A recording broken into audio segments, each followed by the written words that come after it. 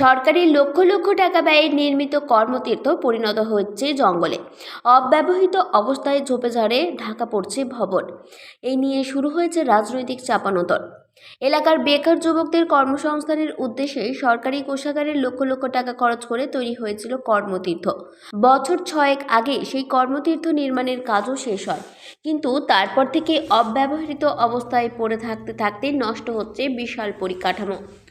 ভবন ক্রমশ ঢাকা পড়ছে ঝোপঝাড়ে। যে কর্মতীর্থ এলাকার বেশ কিছু বেকারের মুখে ভাত তুলে দিতে পারত, সেই কর্মতীর্থ জুড়ে এখন শুধুই জঙ্গল। রাজ্যের অন্যান্য ব্লকের মতো বাঁকুড়ার ইন্দাস ব্লকেও 2017 সালে কর্মতীর্থ গড়ে তোলার উদ্যোগ নেয় রাজ্য সরকার। ওই বছর নির্মাণের পর ঘটা করে তার উদ্বোধন হয়, কিন্তু সেখানেই থেমে যায় কর্মতীর্থের পথ চলা। 10টি স্টল ও 2টি লম্বা ছাউনিতে কোনোদিনও না বসেছে বাজার, না চলছে ব্যবসা। স্থানীয়রা বলছেন, কর্মতীর্থের মূল ভবন বছরভর থাকে তালাবন্ধ। বাইরের 2টি ছাউনিতে স্থানীয়রা বর্ষার দিনে ধান শুকান। এহেন কর্মতীর্থকে নিয়ে স্বাভাবিকভাবে শুরু হয়েছে রাজনৈতিক চাপানোতর। ইন্দাস বিধানসভার বিজেপি বিধায়ক নির্মল কুমার ধারা বলেন, সরকারি কোষাগারের যে 60 লক্ষ টাকা এই কর্মতীর্থের জন্য বরাদ্দ করা হয়েছিল, তার একটা বড় অংশই তৃণমূল নেতাদের পকেটে ঢুকেছে কাটমানি হিসাবে। স্বাভাবিকভাবেই কর্মতীর্থ যেভাবে তৈরি করলে বেকারদের কর্মসংস্থান হতো, সেভাবে তৈরি হয়নি। দেখুন, তৃণমূলের আসল উদ্দেশ্য হচ্ছে জনগণকে সুবিধা পাই দেওয়ার নামে কাটমানি খাওয়া। এই যে এখানে যে কর্মতীর্থ ভবনটা হয়েছে, এখন এটা কি হয়েছে, জঙ্গল তীর্থ ভবনে পরিণত হয়েছে। যে উদ্দেশ্যে এই ভবনটা নির্মিত হয়েছিল সেটা বাস্তবায়িত হয়নি। বেকারদের কোনো কর্মসংস্থান হয়নি, কারণ এই ভবনটিতে একাধিক যে রুম আছে, সেই রুমকে আধুনিক বিপণী ব্যবস্থা তৈরি করে লোকাল এলাকার যে যুবক আছে, যুবক যুবতীদের হাতে চাবিকাঠি দেয়া। বাস্তবে কিন্তু সেটা হয়নি। এখন কি হয়েছে, এখন এই গোডাউনে আছে কি না, সিমেন্ট, ইলেকট্রিকের জিনিসপত্র সব ভাড়া দেওয়া আছে। এই চলছে এখানে, কারণ এখানে কাটমানি সরকার চলছে। এই যে ভবনটি নির্মিত হয়েছে 60 লক্ষ টাকা ব্যয় করে, তাতে যে ইট, সিমেন্ট, বালি প্রতিটা ক্ষেত্রে এখানে পার্সেন্টেজ আছে। এবং হ্যাঁ, কর্মতীর্থ হয়েছে। কাদের কর্মতীর্থ হয়েছে না, দিদির ভাইদের কর্মতীর্থ হয়েছে। কি কারণে না, ইটেতে একটা পার্সেন্টেজ, বালিতে একটা পার্সেন্টেজ, সিমেন্টে একটা পার্সেন্টেজ, তাহলে সেখানে কাটমানি হয়েছে, তাদের কর্মতীর্থ হয়েছে।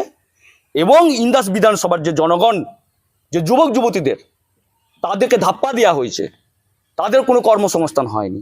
এবং তাদেরকে কি বলা হয়েছে যে তাদেরকে ভাতা দেওয়া হবে।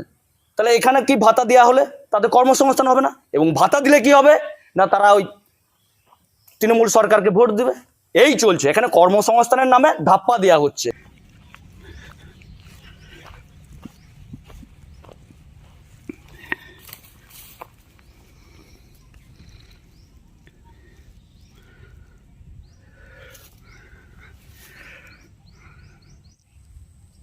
প্রথম কথা হচ্ছে, কর্মতীর্থ যদি কাটমানি খাওয়া হয় তাহলে বিজেপি একটা বিধায়কের বিল্ডিং অভিযোগ হলো কি মানতে করে, চাননি তৃণমূল। এবং বিল্ডিংটা তৃণমূল কংগ্রেসের ভগ্নাবস্থায় নেই, হামিদ বলেন, যথার্থ কাটমানি ভালো নিয়ে অবস্থায় আছে। কর্মতীর্থটি তৈরি হলো কিভাবে? এগুলো বিরোধীদের বিজেপি একটা বিধায়ক গত চক্রান্ত। 2 বছরে এলাকায় ওখানে যে গোডাউনগুলো কাজ রয়েছে না সেগুলো করে পঞ্চায়েত এখন সমিতির শুধু দ্বারা শাসক দলকে দোষে বিভিন্ন বেড়াচ্ছেন। মানুষকে ভাড়া দেওয়া আছে, যারা তৎকালীন সময় দরখাস্ত করেছিলেন ভাড়ার জন্য।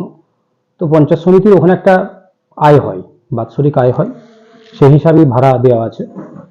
তবে বলতে গেলে আজকে এমএলএ সেখানে গেছেন যে কর্মতীর্থ কাজ হচ্ছে না, কিন্তু আমার বক্তব্য হচ্ছে তিনি আজকে 2 বছর পেরিয়ে গেলেন, 3 বছরে পা দিলেন আপনার এমএলএ হিসাবে।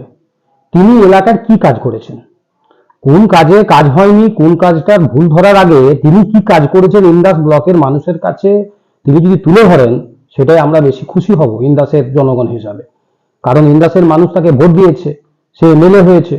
ইন্দাসের মানুষের জন্য তিনি কি করেছেন, এবং এখন চারিদিক থেকে শ্রমিকদের একটা আন্দোলন আছে, জব কার্ডধারী মানুষদের আন্দোলন আছে যে তারা কেন 100 দিনের কাজ পায়নি। তাই সেই জায়গাটাই দৃষ্টিটা অন্যদিকে ঘোরাতে এবং একটা রাজনীতিমূলক করার জন্যই তিনি সাংবাদিক সমেত আজকে ওই কর্মতীর্থে উপস্থিত হয়েছেন।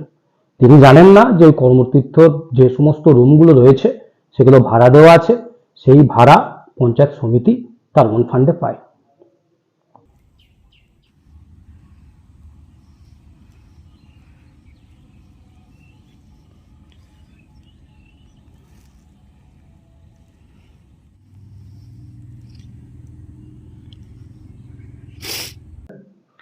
বিজেপির বিধায়ক নির্মল ধারার কাজ হচ্ছে এলাকার ডেভেলপমেন্ট কিছু না করে কোথায় কোথায় কাঠি দিতে হবে তার চেষ্টা ইন্দাস করা। পঞ্চায়েত সমিতির সভাপতি ওই চেষ্টা চন্দ্রচূড় সফল হবে না। ওই কর্মতীর্থের ইন্দাসের প্রতিটি মানুষ স্টলে জবাব দেবে। ভাড়া দেওয়া হয়েছে। মুখ্যমন্ত্রীর বেকার স্বপ্নের যুবকেরা প্রকল্প, বিভিন্ন কারণে এত প্রকল্প অন্যত্র আছে, ব্যবসা সেই করলেও প্রকল্পের দিকে স্টলগুলোতে ওদের তারা কোনো চোখ নেই। মালপত্র রাখেন। যেটি নিয়মিত নিয়ে কথা খোলা বলছে হয় এই কর্মতীর্থ, সেই কর্মতীর্থটি। কর্মতীর্থ মুখ্যমন্ত্রীর অনুপ্রেরণায় তৈরি হয়েছে, 2018 সালে তার রূপায়িত হয়েছে, তার আজকে বাস্তবায়িত হচ্ছে। এলাকার কিছু বেকার লোক সেখানে ব্যবসা করার জন্য তারা স্টল নিয়েছে, সেখানে ব্যবসা শুরু করেছিল, কিন্তু আজকের দিনে যখন মডার্নাইজ সিস্টেমে ব্যবসা চলছে, বিভিন্ন হাটে বাজারে তারা গিয়ে তাদের পসরা নিয়ে বসছে, সেখান থেকে বিক্রি করে আবার পুনরায় তারা আবার এনে তাদের গোডাউনজাত করছে। এই রকম ভাবে ব্যবসার টেন্ডেন্সিটা তারা নিয়েছে। এরকম নয় যে সেটি কোনো জবরা স্তূপে পড়ে আছে, নোংরা স্তূপে পড়ে আছে, এরকম নয়, এটা ওর নিজের ধারণা। আর কাটমানি নিয়ে ও বলবে, এটাতে ওরাই অভ্যস্ত বেশি। আমরা কাটমানি রাজনীতি করে না, আমরা উন্নয়নের রাজনীতি করি। কাটমানি সম্বন্ধে ওর কোনো ধারণা নেই, তাই এসব কথা মুখে বলতে চেয়েছেন। উনি জানেনই না যে 2018 সালে যে টাকা অ্যালটমেন্ট হয়েছিল সেই টাকার পুরোপুরি সেখানে ইউজ হয়েছে এবং সেখানে কর্মতীর্থ আজও সগৌরবে দাঁড়িয়ে আছে। দায়িত্ব বলতে ধরো এই এটা ফাঁকা থাকে, গেলে সাহেব ঘাটটা আমাদেরকে ধরো দিয়েছিল। এই ধরো ধান ফান শুকনো লেগে হয়তো কোনো একটা চাপ ফাপ করলাম। কি কি হয় এখন এখানে? এখানে বলতে কি হয়, গাড়ি ফাড়ি আসা তো সিমে ফিমে নিয়ে যায় আর কি এটা। হয়? আর এই লাইট ফাইট মাঝে মাঝে একটা গাড়ি আসে দেখি, এর বেশি আর কিছু এখানে হয়ও না। দোকান বসে? বাঁকুড়া থেকে মোহাম্মদ শাহজাহান আনসারীর রিপোর্ট, 99 নিউজ বাংলা।